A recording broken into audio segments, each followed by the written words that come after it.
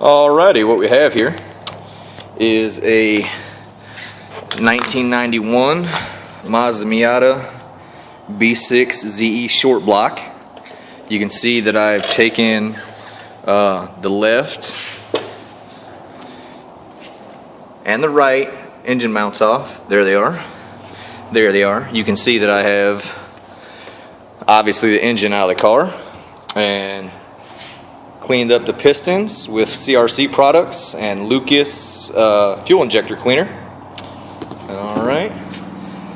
The block has went through, well, since 1991, 23 years ago, it's pretty much went through tens of thousands of heat up and cool down cycles. So I covered the entire engine with gunk engine degreaser, let it sit for about a half an hour, and then I took a stiff bristle toothbrush and got all the garbage off of it. I would rather have it look like this and be clean than just be all solid dark and covered in grease, and I think anyone would agree.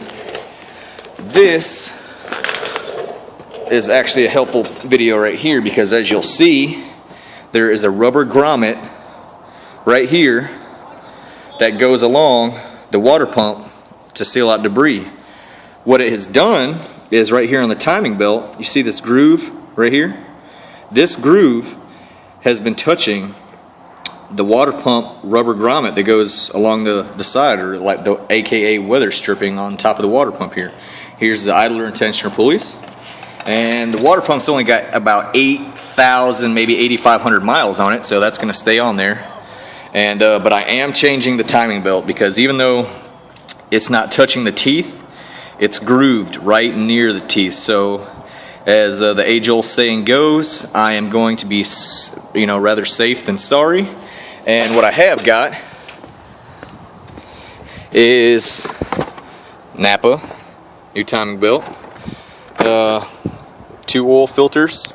The first set oil change because there's a new cylinder head going on it, so I'm going to do a change. The first oil I'm going to fill it up with is 10W30 full synthetic from Napa. It's only $3.29 a quart, and a Pro Select filter from Napa. I'm going to let it run for about 30 minutes at idle, and then I'm going to drive it about 25 to 45 miles and change out the filter and oil again to Royal Purple 10W30 and a premium filter with an anti-drain back valve.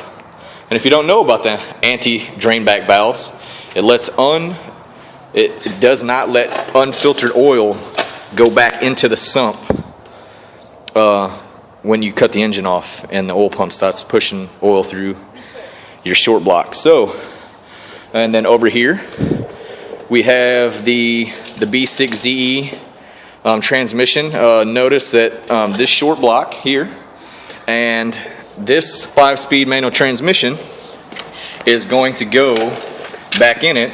You can see I've cleaned up the bell housing, and you can see that I've cleaned up the shifter and all the electrical connections, and the shift turret and the output shaft for the transmission are going to be, the seals are going to be replaced and then filled up with red line full synthetic MTL.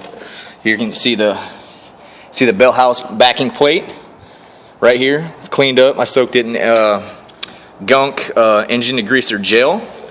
And these over here are all the good parts.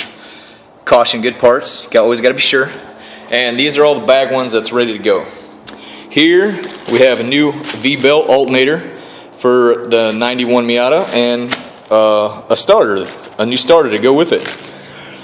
These parts in the brown box right here, these have to be cleaned up, wire brushed off.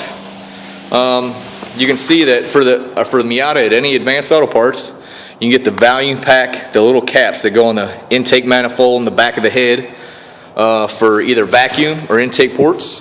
They sell plain rubber, and they also sell silicone caps. So as you can see, all the caps, vacuum hoses that I believe that need to be replaced. There's some wire loom heat shrink back there to clean up all the stuff in the engine bay. So moral of the story is this: here we have the Craftsman always protect your body parts panel. So also what we have, I am deleting AC. This bottom, the biggest AC port coming out of the firewall, I kind of did like a hack job cap off just until I can find a plastic cap like the one on the top to replace the bottom. So right there, that's capping off because this is a 91, so it uses R12 coolant, and it's detrimental to the ozone. And always have your antifreeze, not your antifreeze, that was dumb. Always have your AC refrigerant, either R134A or ancient R12, always evacuated at a shop, at an AC shop, before pulling apart parts on the AC, because that stuff makes holes in the ozone later. So you'll see the old head gaskets over here, and it's laying in the exact way that it was taken off. Here we got one port out of the steering rack. There's a K-member. And all the surface rust you see here under the brake booster and the master, and all over here, all these things are going to be unbolted and moved away from the firewall. It's going to be 1000 grit sanded and then sprayed off, probably with a primer prep spray, and I'm going to tape the rest of the car off in this direction, the entire windshield and down the driver's side fender. I'm going to tape it all off and repaint the engine bay, probably either engine enamel black or Rust-Oleum flat black.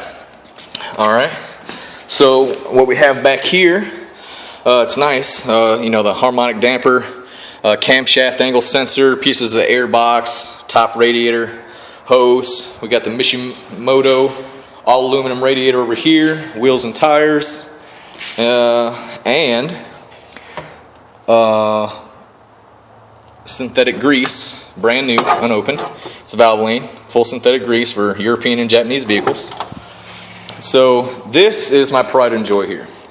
This is the intake manifold, the stock one, the stock idle air control valve, and the stock throttle body from my 1991. This has been 2500 grit sandpapered, and then with a brass wire wheel. It's a lot softer than carbon steel or stainless steel.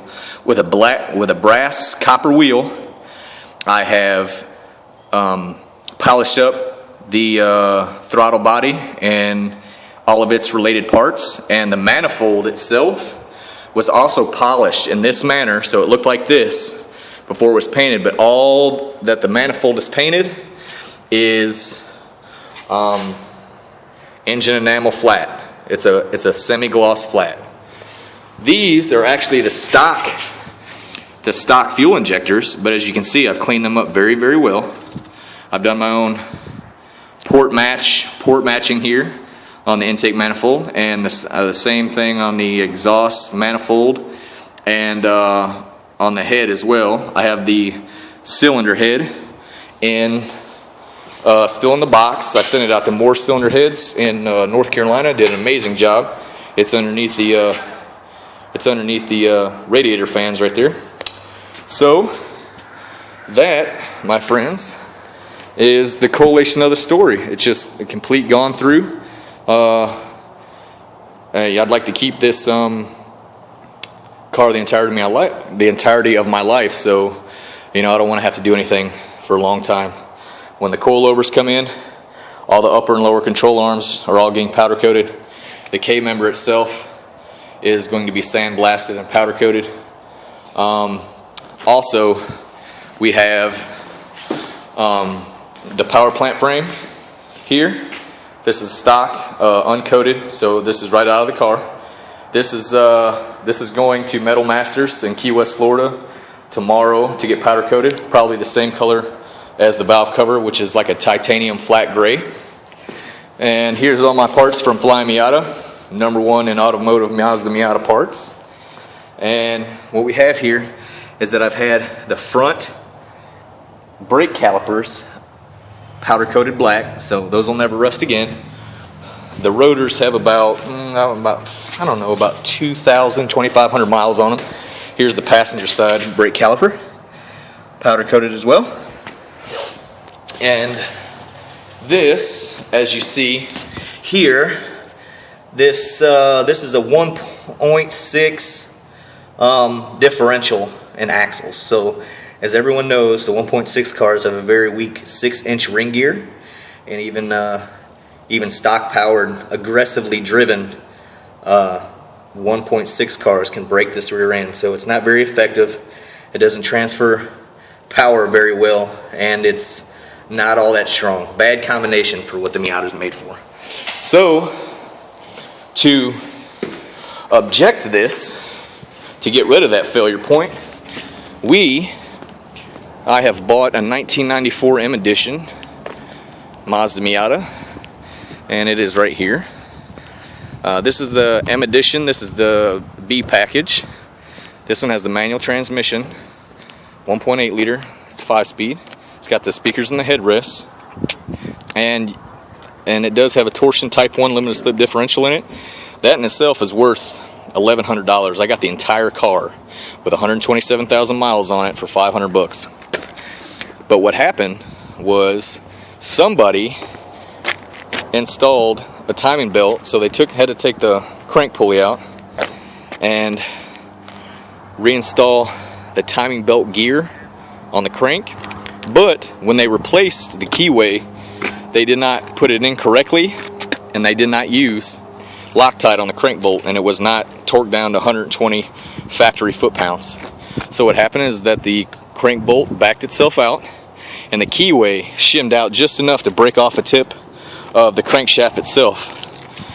But the entire engine does have 127,000 miles on it, and one mismatched wheel. But just for the torsion itself and all the miscellaneous good parts that's on the car, well worth $500. Well worth it. Alright, that's the collation of my video.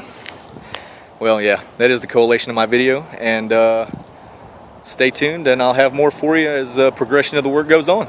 Appreciate your time. Thanks.